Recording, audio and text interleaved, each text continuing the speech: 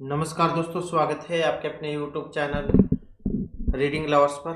दोस्तों, आज की जो वीडियो इसमें हम करने वाले हैं आपका हरियाणा में जो टीचर एलिजिबिलिटी जो टेस्ट है टीएचटी पीटी या फिर पीआरटी वाला, जिसके आगे मार्च में होने की संभावना है, तो आपके एग्जामों के लिए महत्वपूर्ण जो क्वेश्चन आज की वीडियो में हम यहाँ पर करने वाले हैं, जिसमें हमने सबसे पहले आपके बाल विकास एवं शिक्षा शास्त्र जैसे महत्वपूर्ण क्वेश्चन लिए हैं और इसके बाद फिर हम आपके अन्य सब्जेक्ट से महत्वपूर्ण जो क्वेश्चन है उनको करेंगे। तो जिसमें हमारा यहाँ पर पहला क्वेश्चन है विकास के परिप्रेक्ष्य में समय के साथ होने वाले परिवर्तनों में क्या शामिल होते हैं, रूप, अनुक्रम, दर या फिर ये सभी। तो यहाँ पर जो इसमें हमारा सी आंसर है ऑप्शन डी वाला। तो यहाँ पर जो इसमें इन सभी को ही लिया गया है, क्योंकि जो रूप है विकास के साथ साथ जीवों के रूप में परिवर्तन होता है। जैसे उदाहरण के लिए आप एक बच्चा बड़ा होकर वयस्क बनता है तो उसके शारीरिक रूप में कई परिवर्तन होते हैं। दर को ले लो, ऐसे ही विकास की गति समय के साथ बदल सकती है। कुछ समय में विकास तेजी से होगा तो कुछ समय में धीमे से होता है। इसी प्रकार से यहाँ पर अनुक्रम है, विकास एक निश्चित क्रम में होता है। उदाहरण के लिए बच्चा पहले बैठना सीखता है, फिर चलना सीखता है और यह एक निश्चित अनुक्रम है जिसका पालन किया जाता है। मतलब जैसे बच्चा बिल्कुल छोटा होता है, 0 से 5 वाला कह लो, बिल्कुल छोटा होता है, तो सबसे पहले वो धीरे धीरे बैठना सीखता है। 5-6 महीने का जब बैठने लग जाता है बच्चा, अगर स्वस्थ हो, 8-9 महीने का चलने लग जाता है। तो ये सभी काम जो है धीरे धीरे होते हैं। पहले बैठना सीखेगा, फिर 8-9 साल का चलना सीख जाता है। तो ये सारे एक निश्चित क्रम में होते हैं। तो इसी कारण से जो यहाँ पर इन सभी को ही माना है। तो विकास के परिप्रेक्ष्य में समय के साथ होने वाले परिवर्तन में रूप, दर और जो अनुक्रम है, ये तीनों ही जो है इसमें आ जाएंगे। नेक्स्ट जो हमारा यहाँ पर क्वेश्चन है, एकीकृत छात्र केंद्रित अधिगम के लिए पाठ्यक्रम में इनमें से क्या लाभकारी नहीं है। छात्र का अभिप्रेरणा विकास, सहकर्मी संचार का विकास, छात्र शिक्षक संबंध का निर्माण या खोज सक्रिय अधिगम का ह्रास। तो एकीकृत छात्र केंद्रित अधिगम के लिए इनमें से क्या लाभकारी नहीं है। लाभकारी नहीं में जो यहाँ पर पूछा गया है, तो ये जो ऑप्शन डी में दिया गया है, ये वाला खोज सक्रिय अधिगम का ह्रास। तो एकीकृत छात्र केंद्रित अधिगम से बालक का अभिप्रेरणा विकास और सहकर्मी संचार का विकास होगा और इसके साथ बालक के भावात्मक विकास और शिक्षा के साथ संबंध में स्थायित्व आता है और बालक सक्रिय अधिगम की स्थिति में रहता है। अगला क्वेश्चन है, माता पिता से वंशजों में स्थानांतरित होने वाले लक्षणों को कहा जाता है। पर्यावरण, आनुवंशिकता, जीन या होमोस्टैटिस। तो क्या कहा जाता है जो आपको अपने माता पिता या जो पूर्वजों से मिले हैं, जो पीढ़ी दर पीढ़ी चलते रहते हैं, आपको अपने माता पिता से, आपके माता पिता को उनके माता पिता से, तो ऐसे जो है ये चलते रहते हैं। तो क्या कहा जाता है इनको, आनुवंशिकता इनको कहा गया है। नेक्स्ट आ जाता है बुद्धि का कौन सा सिद्धांत। सामान्य बुद्धि, जी फैक्टर, और जो विशेष बुद्धि है एस, मतलब स्पेसिफिक और जनरल, सामान्य और विशिष्ट, इनकी उपस्थिति का समर्थन करता है। तो ये नियम प्रतिकूल का सिद्धांत है, जेपी गिलफोर्ड के बुद्धि का सिद्धांत, स्पीरमैन का द्विखंड का सिद्धांत या वर्नर का पदानुक्रमिक सिद्धांत है। तो इसमें जो यहाँ पर सी आंसर है ऑप्शन सी को माना गया है। तो जी और एस, जनरल और जो स्पेसिफिक जो बुद्धि थी, इसका जो समर्थन यहाँ पर स्पीरमैन ने किया था, जो बुद्धि का द्विखंड का सिद्धांत है। तो यहाँ पर हम आपको जो ये जो सिद्धांत है तो इनके बारे में आपको बतला रहे हैं। जैसे सबसे पहले जो यहाँ पर एक तत्व का सिद्धांत था, ये जो सिद्धांत है इसका प्रतिपादन जो है ये अल्फ्रेड बीने जो इन्होंने किया था। बाद में अमेरिका मनोवैज्ञानिक टर्मन एम स्टर्न तथा जर्मन मनोवैज्ञानिक एबिंगहास ने इनका समर्थन किया था और इस विचारधारा के अनुयायियों के अनुसार बुद्धि के समस्त मानसिक कार्यों को प्रभावित करने की शक्ति माना जाता है। इस सिद्धांत के अनुसार बुद्धि एक ऐसी केंद्रीय शक्ति है जो हमारी सभी मानसिक क्रियाओं का संचालन करती है। यदि कोई व्यक्ति किसी एक काम को बहुत अच्छी प्रकार से करता है तो वह दूसरा काम भी उतनी अच्छी प्रकार से कर सकता है, परंतु यह सिद्धांत सर्वमान्य नहीं हो गया। इसके बाद तो फिर दूसरे नंबर पे आ जाता है हमारा यहाँ पर जो द्विकारक जो सिद्धांत है, द्वितत्वों का सिद्धांत। इंग्लैंड के जो ये प्रसिद्ध मनोवैज्ञानिक थे स्पीयरमैन, इन्होंने द्वितत्वों का सिद्धांत ये दिया था। इस सिद्धांत के अनुसार बुद्धि दो तत्वों से मिलकर बनी है, एक सामान्य तत्व जिन्हें जी मतलब जनरल फैक्टर कह देते हैं, और दूसरा जो था विशेष तत्व मतलब विशिष्ट, जिसे एस कह देते हैं। सामान्य तत्व सभी बुद्धिमान लोगों में समान रूप से होता है, किंतु विशेष तत्व भिन्न भिन्न व्यक्तियों में कम या अधिक मात्रा में होता है। एक गणितज्ञ में विशेष प्रकार की गणित की बुद्धि होती है, इसके अतिरिक्त उसमें सामान्य बुद्धि भी होती है। स्पीयरमैन के मत अनुसार सामान्य तत्व का तो एक में दूसरे विषय में संक्रमण हो जाता है, परंतु विशेष तत्वों का नहीं होता, और वही बालक आगे जाकर जीवन में सफल होते हैं जिनमें सामान्य तत्व पाया जाता है। और स्पीयरमैन ने बुद्धि के जी को मानसिक शक्ति माना था, मतलब जनरल जो फैक्टर है वो इसमें ये माना था। इसके बाद आ जाता है जो यहाँ पर जो बहुतत्वों का सिद्धांत है। इस सिद्धांत के अनुसार बुद्धि विभिन्न कारकों का मिश्रण है, जिसमें कई योग्यताएं निहित होती हैं।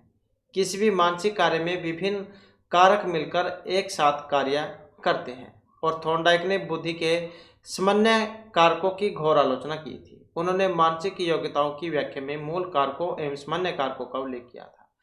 इनके अनुसार विभिन्न मूल मानसिक योग्यताएं जैसे आंकिक योग्यता, शाब्दिक योग्यता आदि व्यक्ति के समस्त मानसिक कार्यों को प्रभावित करती हैं। तो ये था बहुतत्वों का सिद्धांत। और इसके बाद आ जाता है जो संघात्मक जो सिद्धांत है, और इस सिद्धांत के समर्थक कौन थे? ये थे स्कॉटलैंड जो है यहाँ के प्रसिद्ध जो मनोवैज्ञानिक थे ग्राफे थॉमसन। तो कौन थे? थॉमसन। और इनके विचार के अनुसार मनुष्य की बुद्धि कई प्रकार की योग्यताओं से मिलकर बनती है, और इन योग्यताओं में आपस में समानता होती है। भिन्न भिन्न समूहों की योग्यताओं में आपस में समानता नहीं रहती है। उदाहरण के लिए साहित्यिक समूह के अंतर्गत कविता, कहानी, निबंध इत्यादि में परस्पर संबंध रहेगा, परंतु इन विषयों का विज्ञान के समूह के साथ कोई संबंध नहीं रहेगा। नेक्स्ट जो था यहाँ पर ये था बहुमानसिकता का सिद्धांत। तो बहुमानसिकता का सिद्धांत क्या था? फैली जो है इन्होंने अपने ग्रंथ एजुकेशन साइकोलॉजी में बुद्धि निर्माण हेतु अधोलिखित 9 योग्यताओं का उल्लेख किया था, जिसमें सामाजिक योग्यता, यांत्रिक, शाब्दिक, सांख्यिक, रुचि, शारीरिक, क्रियात्मक और संगीतात्मक। तो ये वाली इसमें योग्यताएं थी। तो बहुमानसिक जो योग्यता थी, और इसके साथ ही इसमें एक और ये वाली थी प्रक्षेपण योग्यता। नंबर 6 जो इसमें आ जाता है कर्मिक महत्व का सिद्धांत। प्रसिद्ध जो मनोवैज्ञानिक है बर्ट और वर्नर, इन्होंने बुद्धि संबंधी जिस नए सिद्धांत का प्रतिपादन किया था उसके अनुसार मानसिक योग्यताओं को भिन्न भिन्न स्तर प्रदान किए गए हैं। जैसे प्राथमिक स्तर है सामान्य मानसिक योग्यता संबंधी, द्वितीय स्तर था सामान्य मानसिक योग्यता के 2 प्रकार, जैसे क्रियात्मक और शाब्दिक।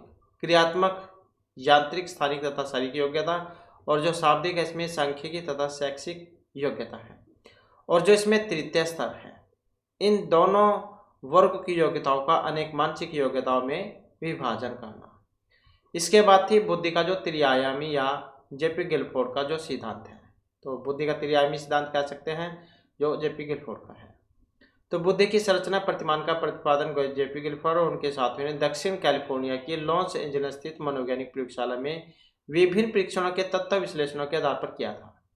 और बुद्धि की संरचना के प्रतिमान के विचारों को अनेक परीक्षणों के तत्व विश्लेषण के आधार पर 1950 में सूत्रित किया गया था, और बाद में इसे सफलतापूर्वक परिष्कृत और संशोधित किया गया। जेपी गिलफोर्ड जैन का मानना था कि मन की संरचना कम से कम 3 आयामों के द्वारा हुई है, न कि बुद्धि के बहुआयामी प्रतिमान के द्वारा।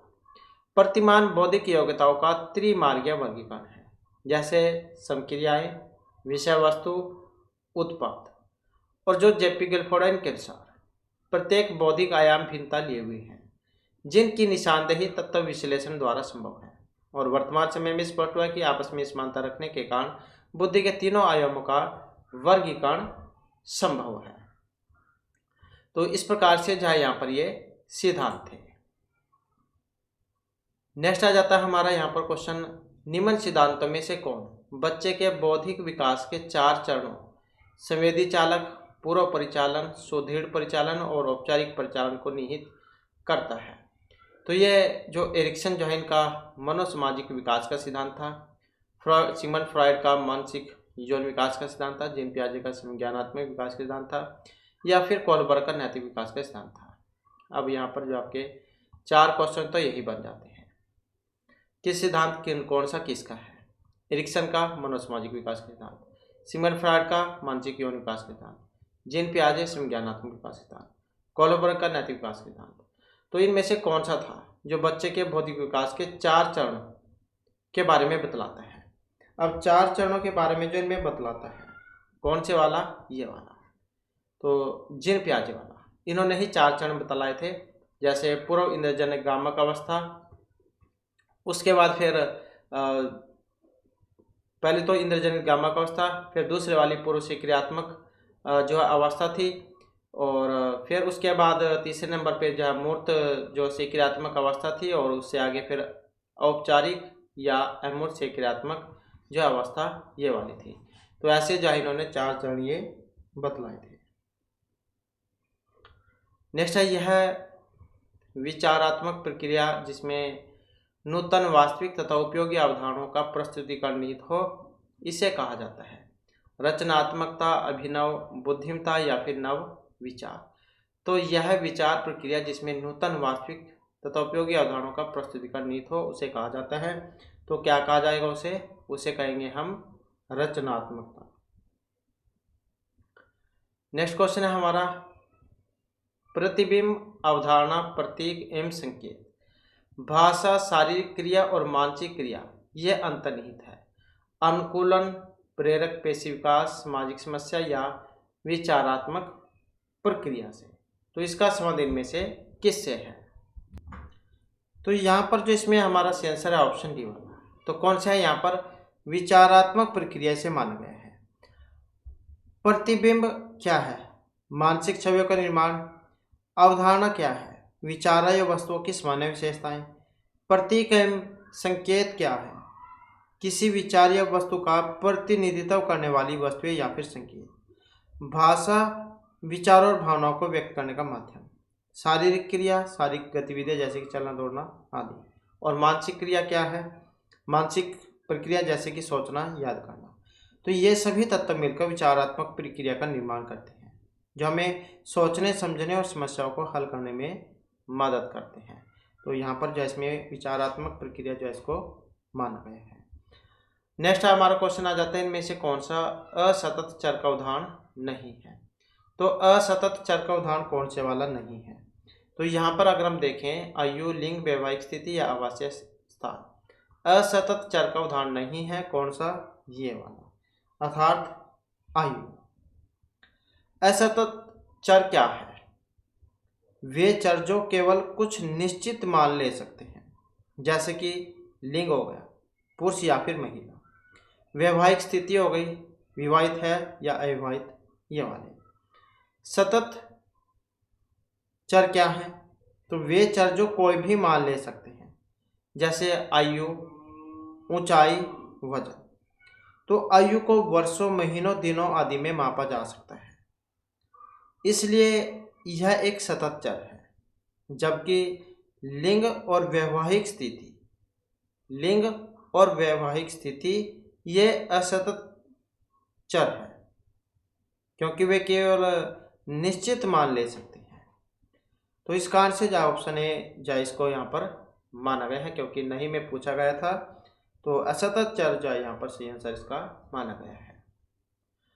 नेक्स्ट क्वेश्चन है हमारा, सीखने की परिघटना में यहाँ पर एक घटक नहीं है, अधिगमकर्ता, आंतरिक अवस्था, प्रेरक या फिर शिक्षक।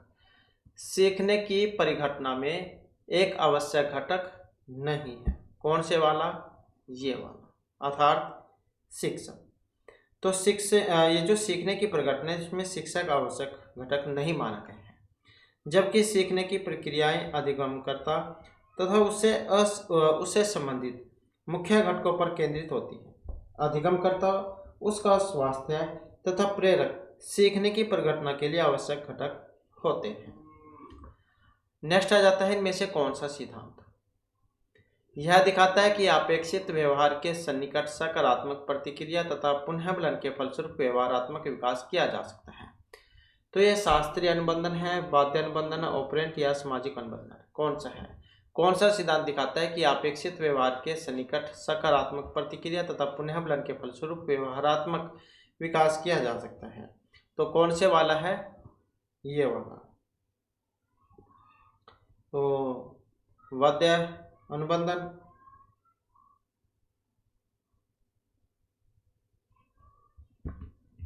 तो सॉरी इसका जो है यहाँ पर ये है ऑपरेंट अनुबंधन। तो ऑपरेंट जो अनुबंधन है ये माना गया है, क्योंकि ये जो B.F. स्किनर जो थे, इन्होंने सुदृढ़ीकरण, दंड और विलुप्त होने के आधार पर ऑपरेंट अनुबंधन की विस्तृत व्याख्या की थी, जिसके अनुसार प्रेरक की उपस्थिति में सुदृढ़ीकरण प्रतिक्रिया के फलस्वरूप व्यक्ति के व्यवहार में अपेक्षित बदलाव संभव है। तो इसको जब पुनर्बलन का सिद्धांत यह भी कहा गया है।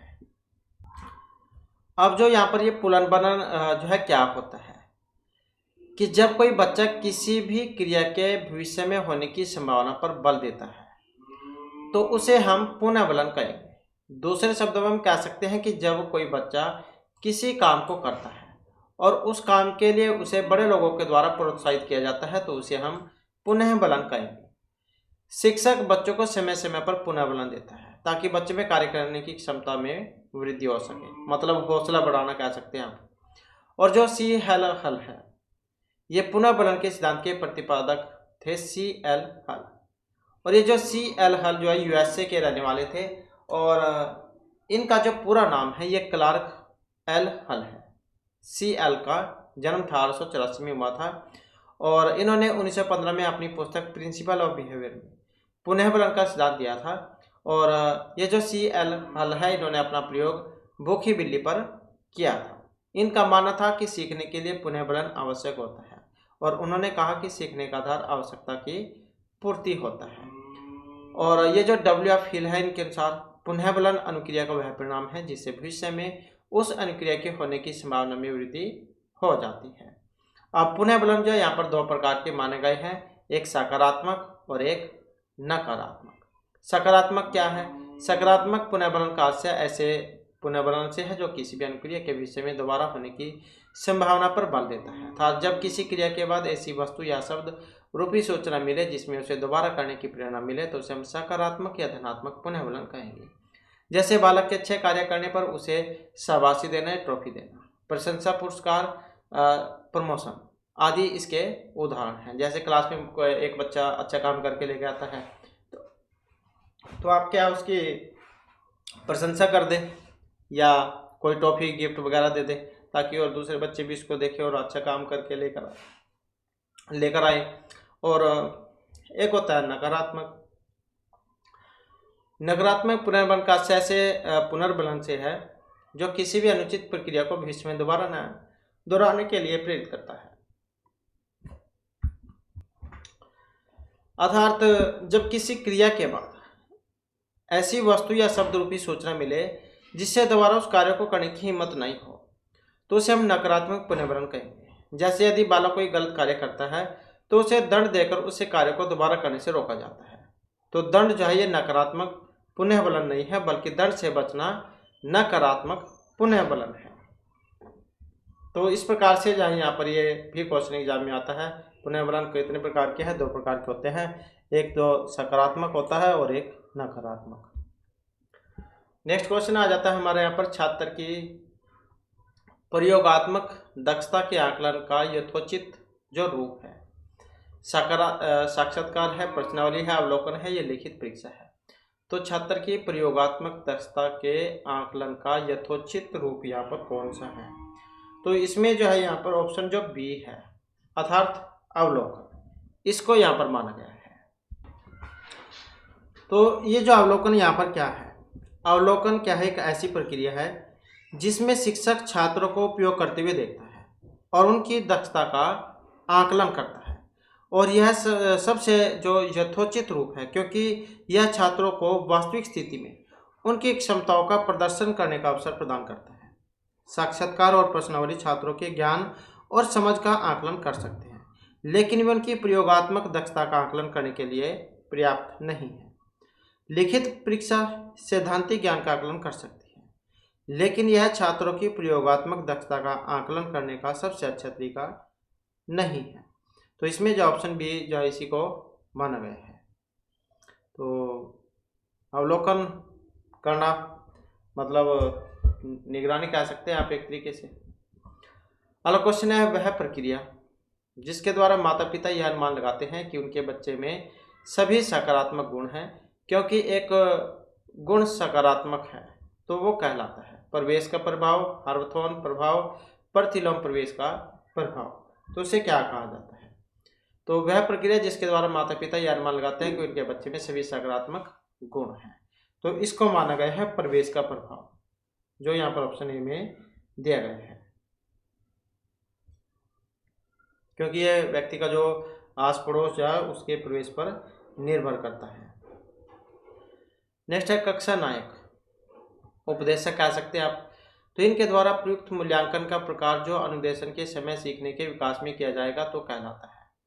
तो इसे हम नैदानिक, फॉर्मेटिव, प्लेसमेंट, संकलित मूल्यांकन, इसे हम क्या कहेंगे? कक्षा नायक के द्वारा प्रयुक्त मूल्यांकन का प्रकार जो अनुदेशन के समय सीखने के विकास में किया जाता है तो क्या कहेंगे? इसे हम फॉर्मेटिव मूल्यांकन। नेक्स्ट है रमेश और अंकित की सामान्य बुद्धिलब्धि है 120।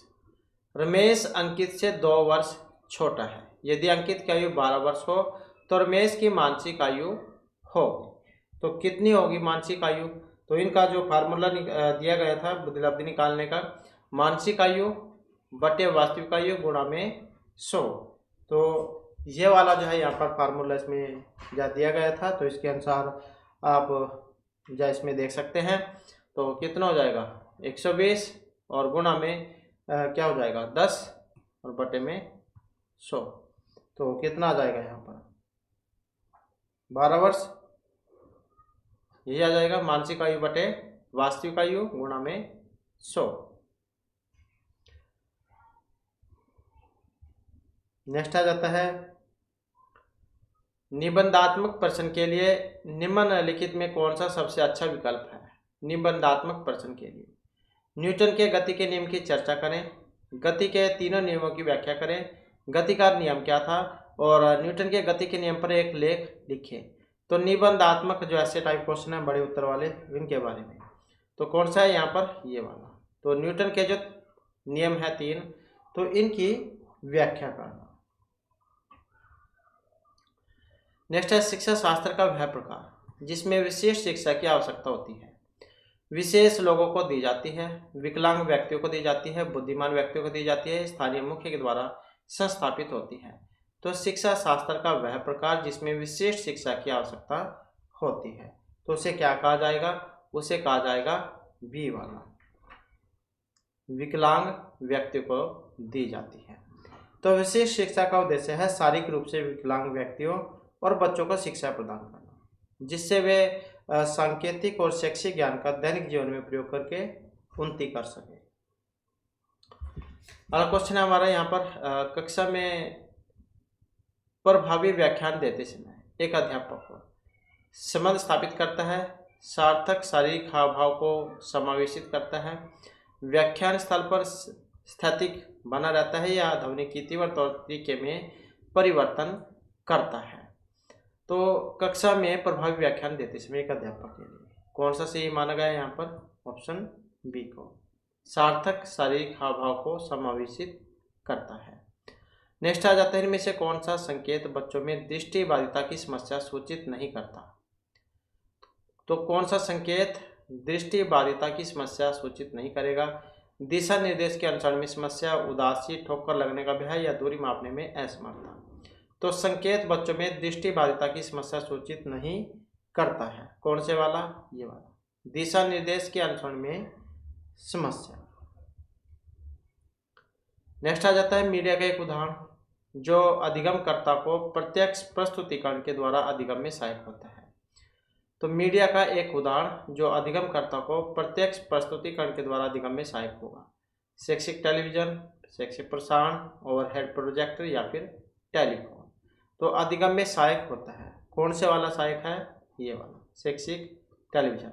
जैसे ये जो इग्नू ज्वाइन के द्वारा भी दिए जाते हैं, टीवी पर प्रसारण किया जाता है उनका, तो ज्ञानवर्धक, तो वे वाले।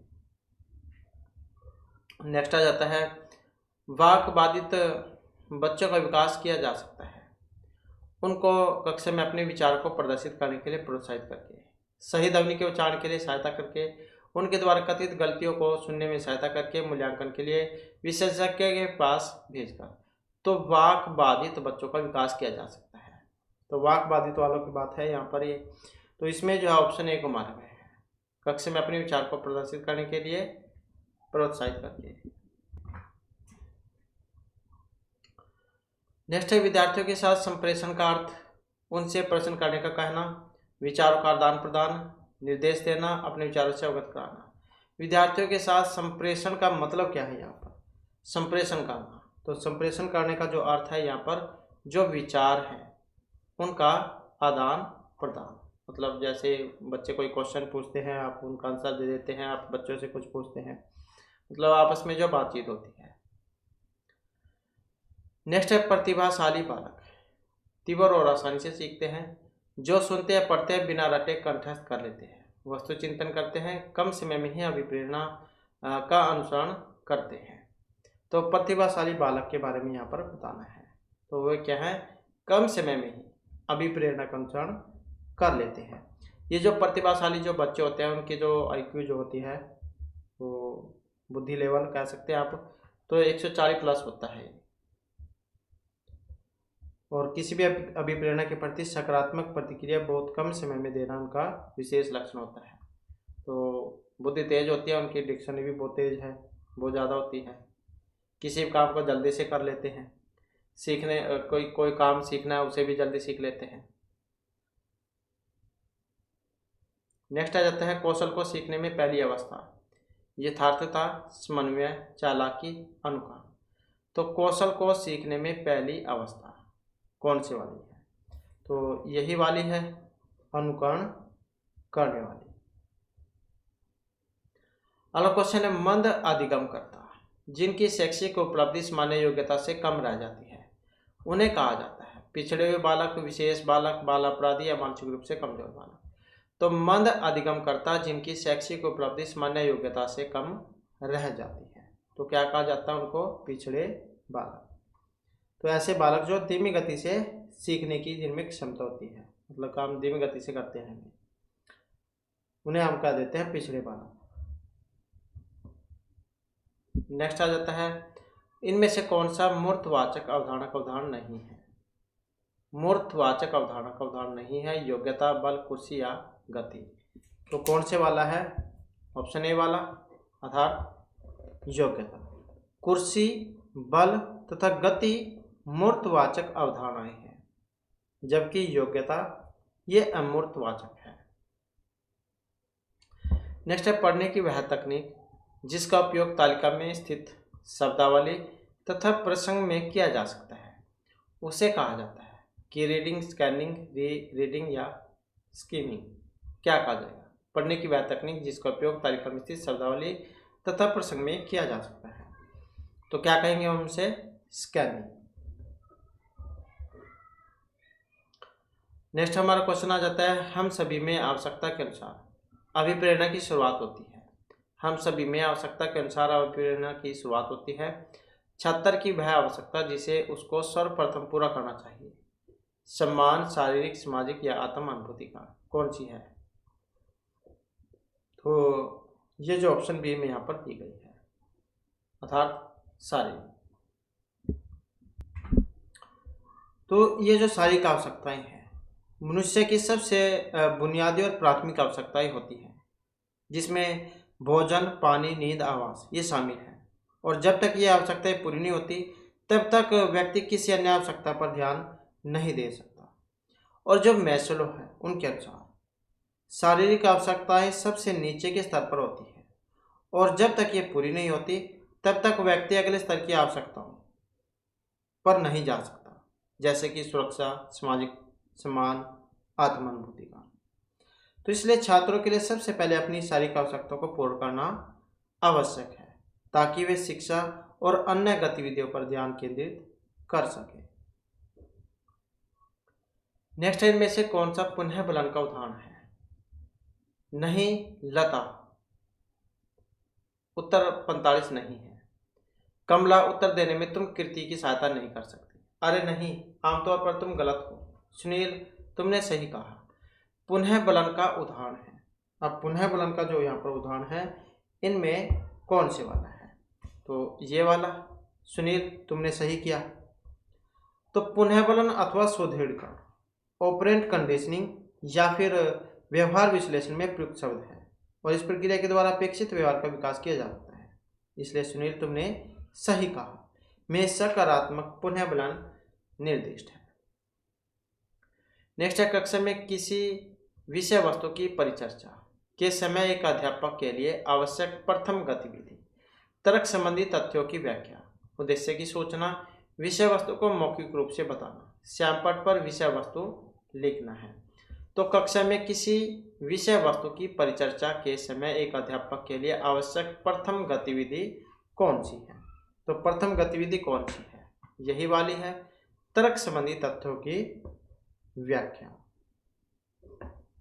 नेक्स्ट आ जाता है, बच्चों में स्व अध्ययन की क्षमता का विकास किया जा सकता है महान व्यक्तियों का उदाहरण प्रस्तुत करके, स्व अध्ययन का व्याख्यान देकर, स्वयं का उदाहरण प्रस्तुत करके या फिर नूतन साहित्य उपलब्ध करा के। तो बच्चों में स्व अध्ययन की क्षमता का विकास किया जा सकता है, मतलब बच्चे अपने आप ही पढ़े। तो कौन सा है इसमें? यही वाला है।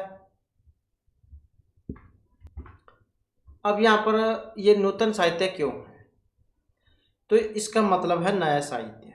जब बच्चों को नया और रोचक साहित्य पढ़ने के लिए मिलेगा तो उसमें स्व अध्ययन की रुचि जगेगी।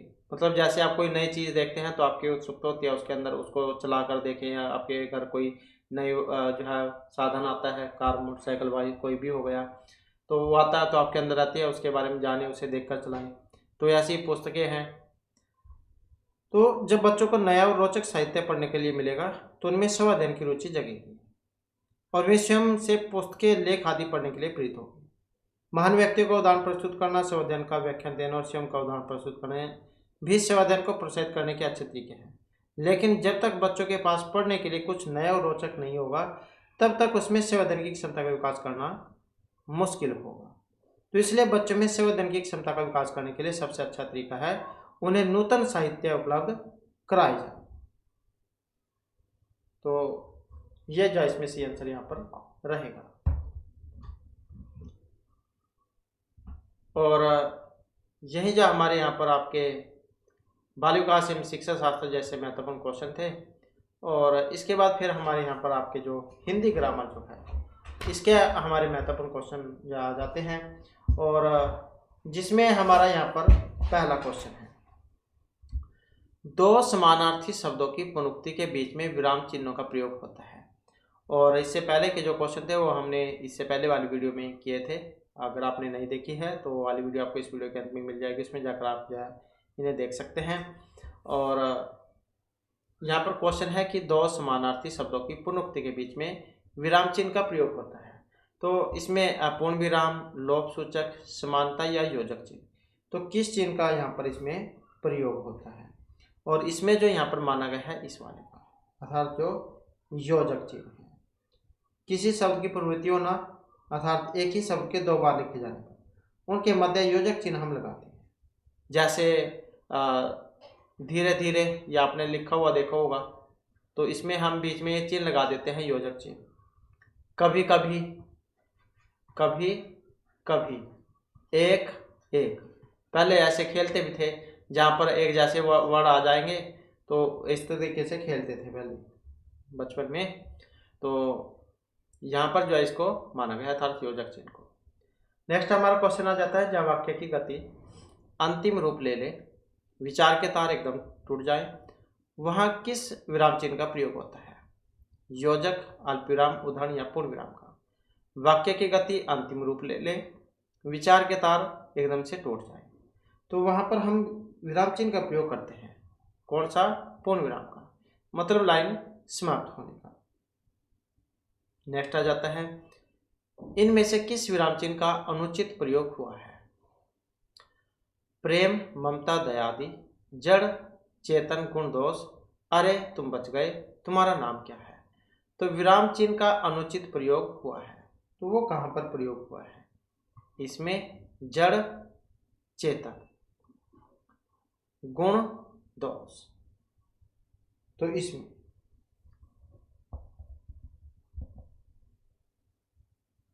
नेक्स्ट आ जाता है, किसी के कथन को उद्धृत करते समय किस विराम चिन्ह का प्रयोग किया जाता है? विस्मयवाचक का, अवतरण या उद्धरण चिन्ह का, प्रश्नवाचक या निर्देशक चिन्ह का। तो किसी के कथन को उद्धृत करते समय जिस चिन्ह का हम प्रयोग करते हैं, कौन से वाला है? ये वाला, अवतरण या फिर उद्धरण चिन्ह। तो जैसे किसी का नाम है या कोई वस्तु आई, उसे हम इस प्रकार से कोमा में रख देते हैं। नेक्स्ट है, सही विराम चिन्ह वाला वाक्य है, जो पत्थर आज आया है कहाँ है? जो पत्थर आज आया है कहाँ है? तो किस में जो यहाँ पर सही विराम चिन्ह का प्रयोग हुआ है? कौन से में प्रयोग हुआ है? इसी वाले में, जो पत्थर आज आया है कहाँ है। नेक्स्ट आ जाता है, ये वाला जो चिन्ह है, ये इसको क्या कहा जाता है? योजक, कोष्ठक, विवरण या फिर निर्देशक। तो कौन सा चिन्ह है? और इसको कहा जाता है विवरण चिन्ह। जब किसी कथन को विस्तृत रूप से व्यक्त करना होता है, तब विवरण चिन्ह का हम प्रयोग करते हैं। जैसे आपने इसमें लिखा हुआ देखो, क्वेश्चन पेपर में जैसे लिख देते हैं, तो उसमें हम क्या लिखते हैं? ऐसे दे देते हैं नोट, और ऐसे ये चिन्ह लगा देंगे और आगे लिख देंगे सभी प्रश्न अनिवार्य है, सभी प्रश्न अनिवार्य है। तो ऐसे जो हम इस चिन्ह का प्रयोग कर देते हैं। नेक्स्ट आ जाता है, ये इस प्रकार का चिन्ह, ये किसका द्योतक है? कोष्ठक का, लाघव, उद्धरण या विवरण चिन्ह। तो कौन सा चिन्ह है ये? इसको कहा देते हैं हम लाघव चिन्ह। लाघव चिन्ह कौन सा है? जैसे डॉक्टर को हम पूरा ना लिख के, डॉक्टर है, इसको हम पूरा ना लिख के ऐसे लिख देते हैं डॉक्टर। यही ज़्यादातर आपने देखा हुआ लिखा हुआ, तो ये वाला, तो जीरो से लगा देते हैं पीछे, तो ये है लाघव चिन्ह। अगला क्वेश्चन है यहाँ पर, कोष्ठक अंकित विराम चिन्ह का नाम क्या है? ये वाला, योजन, विराम, अल्पविराम, अर्धविराम या फिर निर्देशक। कौन से वाला चिन्ह है? तो इसको क्या कहा जाता है? अर्धविराम। और ये वाला कोमा इंग्लिश में कह देते हैं अल्पविराम, और ये अर्धविराम, कोमा और साथ में इसके ऊपर ये बिंदु। जहां अल्पविराम की अपेक्षा कुछ अधिक देर तक तथा पूर्ण विराम की अपेक्षा कम समय के लिए रुकना पड़े, तो वहां पर हम अर्धविराम का प्रयोग करते हैं। नेक्स्ट है, किसी पद, उपवाक्य आदि की विशेषता दिखाने के लिए शब्द के नीचे एक रेखा खींचते हैं, उसे हम कहेंगे प्रश्नवाचक, कोष्ठक, अधोरेख या तिर्यक चिन्ह। तो किसी पद, उपवाक्य आदि की विशेषता को दिखाने के लिए, तो उसे हम क्या कहेंगे? अधोरेखा, अंडरलाइन कर देते हैं, जैसे कोई मेन सी चीज हो उसके नीचे हम इस प्रकार से लाइन लगा देते हैं। नेक्स्ट आ जाता है, इनमें से निर्देशक चिन्ह कौन सा है? ये वाला, ये या फिर ये। तो निर्देशक चिन्ह कौन से वाला है? निर्देशक चिन्ह यहाँ पर कौन सा है? ये वाला, अंग्रेजी में डैश भी कह देते हैं। नेक्स्ट है, जहां वाक्य की गति अंतिम रूप ले ले, विचार के तार टूट जाए, तो कौन सा चिन्ह वहां पर आता है? ये वाला, अर्थात पूर्ण विराम। नेक्स्ट है, काक पद का उपयोग कब होगा? बार बार एक ही बात के लिए, छोटे वाक्यांश के लिए, वाक्य के बीच विराम लेने के लिए, शोक प्रकट करने के लिए। तो इसका प्रयोग हम करते हैं छोटे हुए अंश के लिए। नेक्स्ट है विहान कब आया, वाक्य में त्रुटि बतानी है। मात्रा की है, विराम चिन्ह की, व्याकरण के काल की। विहान कब आया, तो इसमें किसकी गलती है? गलती है यहाँ पर ये वाली, तो मात्रा की कह सकते हैं या व्याकरण की भी कह सकते हैं आप।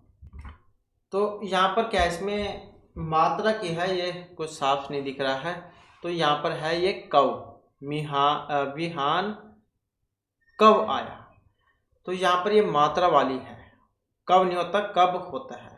कब मतलब जो क्वेश्चन मार्क को दिखाता है, तो वो वाली है विहान कब आया, तो कब होगा विहान कब आया और क्वेश्चन मार्क, मात्रा वाली गलती है। नेक्स्ट आ जाते हैं इनमें से गलत कथन है। सामान्य वाक्य के अंत में पूर्ण विराम का प्रयोग किया जाता है। मनोविकार सूचित करने में यदि प्रश्नवाचक शब्द आए तो वाक्य के अंत में प्रश्न सूचक चिन्ह लगाया जाता है।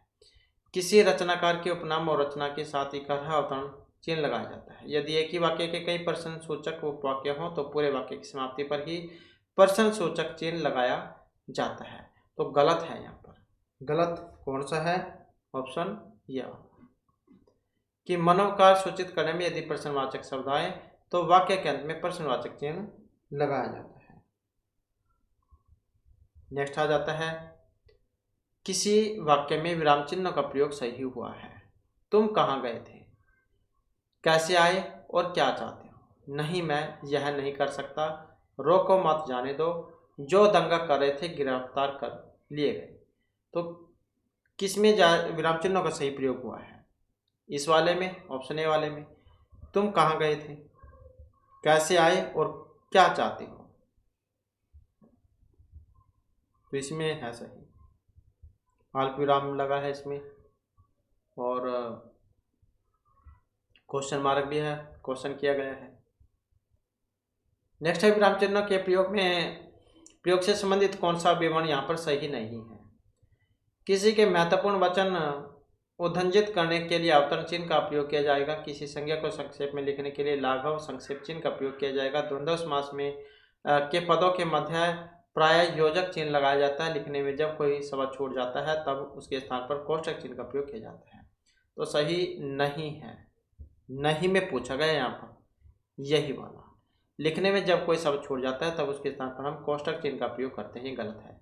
तो कुछ छूट जाता है तो हम वहाँ पर ऐसा चिन्ह भी लगा देते हैं ये वाला, ताकि वहाँ पर पता लग जाए कि यहाँ पर ये आएगा।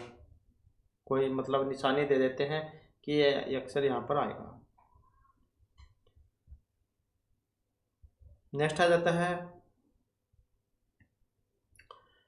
सारणी 1 और 2 को सही मिलान कीजिए। सारणी 1 और 2, तो इसमें देखें तो यहाँ पर कौन सा बनेगा, इसका ये वाला बन जाएगा।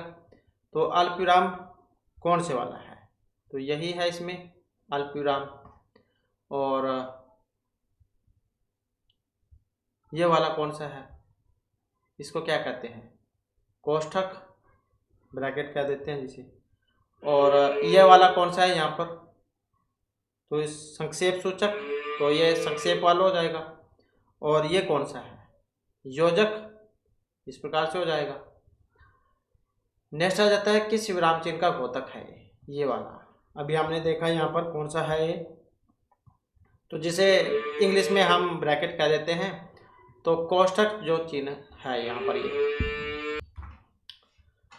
नेक्स्ट जो हमारा यहाँ पर क्वेश्चन है, निम्नलिखित प्रश्न में 4 विकल्पों में से उस विकल्प का चयन करें जो विराम चिन्ह युक्त वाक्य का सही विकल्प है। मतलब किसमें जो विराम चिन्ह का सही प्रयोग हुआ है। और सही को अगर हम यहाँ पर इनमें देखें तो ऑप्शन डी वाले, स्मिता, महक, श्वेता आदि भी आई है, ये सब बाजार जाएंगे। तो यहीं पर जो है इसमें अल्प विराम और साथ में जो पूर्ण विराम है इसका प्रयोग सही तरीके से किया गया है।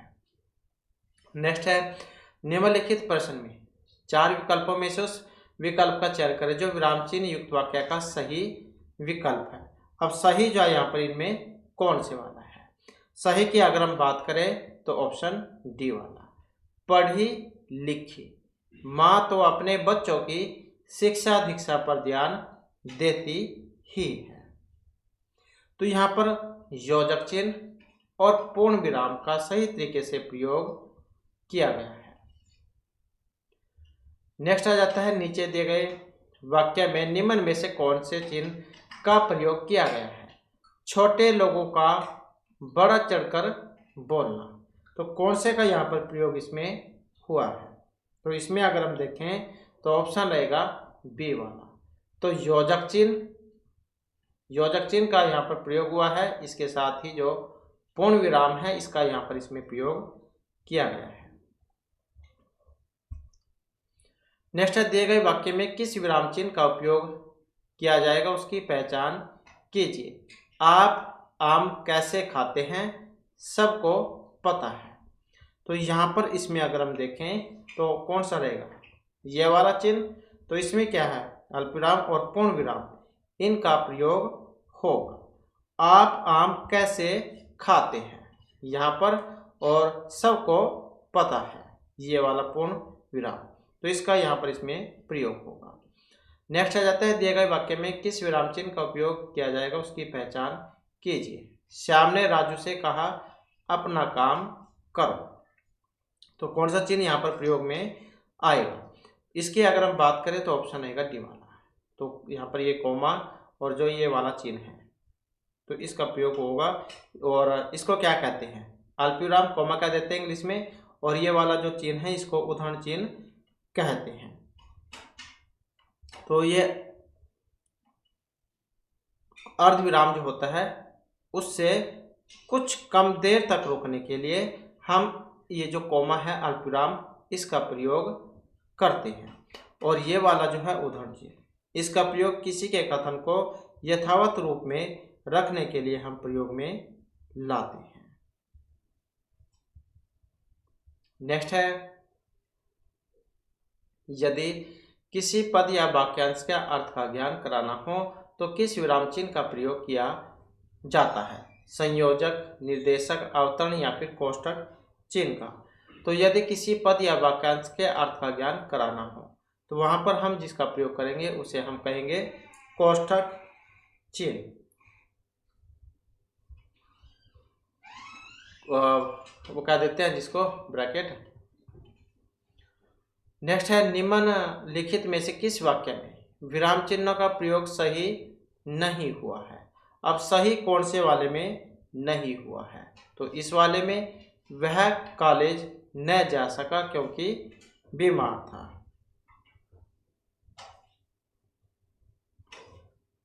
वह कॉलेज न जा सका क्योंकि बीमार था।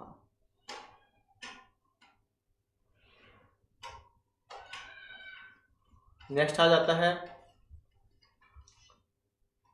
निम्नलिखित प्रश्न में 4 विकल्पों में से उस विकल्प का चयन करें जो उचित विराम चिन्ह युक्त वाक्य का सही विकल्प है। तो कौन से वाला है यहाँ पर, ऑप्शन ए वाला। ध्वनि प्रदूषण से रक्तचाप, अल्सर, सिर दर्द, अनिद्रा आदि रोग हो रहे हैं। नेक्स्ट है, निम्नलिखित प्रश्न में 4 विकल्पों में से उस विकल्प का चयन करें जो उचित विराम चिन्ह युक्त वाक्य का सही विकल्प हो। तो सही कौन से वाला है, यही वाला है ऑप्शन डी वाला। डॉक्टर वर्मा ने कहा निराला जी की कविता वह तोड़ती पत्थर बड़ी मार्मिक है।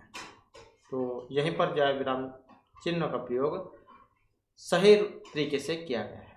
डॉक्टर विरामचंद्र वर्मा ने कहा, कोमा गया, फिर ये वाला उदाहरण वाला, निराला जी की कविता वह तोड़ती पत्थर बड़ी मार्मिक है। अगला क्वेश्चन आ जाता है, किस वाक्य में उदाहरण चिन्ह का प्रयोग हुआ है। तो कौन से वाले में हुआ है, तो इसी में हुआ है ऑप्शन बी वाले में। कामायनी जयशंकर प्रसाद की सर्वश्रेष्ठ कृति है, तो इसी में लगे हैं ये कॉमे। नेक्स्ट आ जाता है अल्पविराम। अल्पविराम चिन्ह के प्रयोग के संबंध में कौन से वाला यहाँ पर एक असंगत है। अब असंगत जो इनमें कौन से वाला है, तो यही वाला है ऑप्शन ए वाला। किसी तथ्य को स्पष्ट करने का संकेत करने के लिए, तो यही जो है यहाँ पर इसमें जो सही जो है इसको माना गया है। नेक्स्ट क्वेश्चन आ जाता है हमारा यहाँ पर, किसी कथन को उद्धृत करते समय किस विराम चिन्ह का प्रयोग किया जाता है? तो किसी कथन को उद्धृत करते समय निर्देशन का, विस्मयादिबोधक का, अवतरण का या क्वेश्चन मार्क मतलब प्रश्नवाचक चिन्ह का? तो वहां पर जो हम प्रयोग में करेंगे अवतरण चिन्ह का।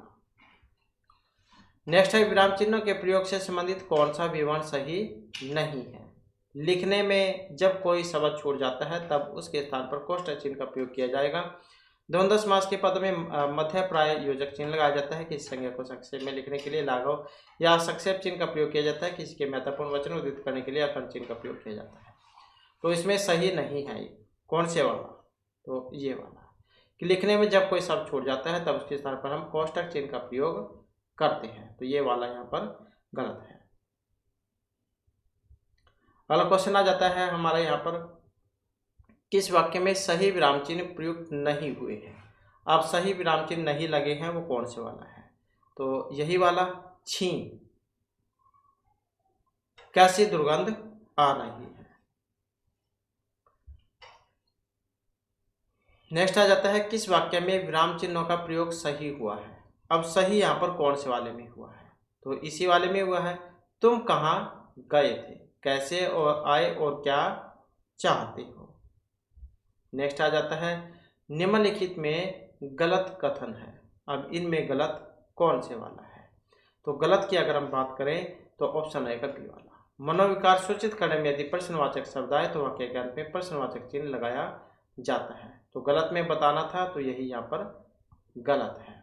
तो इस प्रकार से जो हमारे क्लास में महत्वपूर्ण क्वेश्चन थे, नेक्स्ट वीडियो इसमें आपके लिए नए जो महत्वपूर्ण क्वेश्चन हम लेकर आएंगे। और हमारे साथ अंक बनाने के लिए धन्यवाद।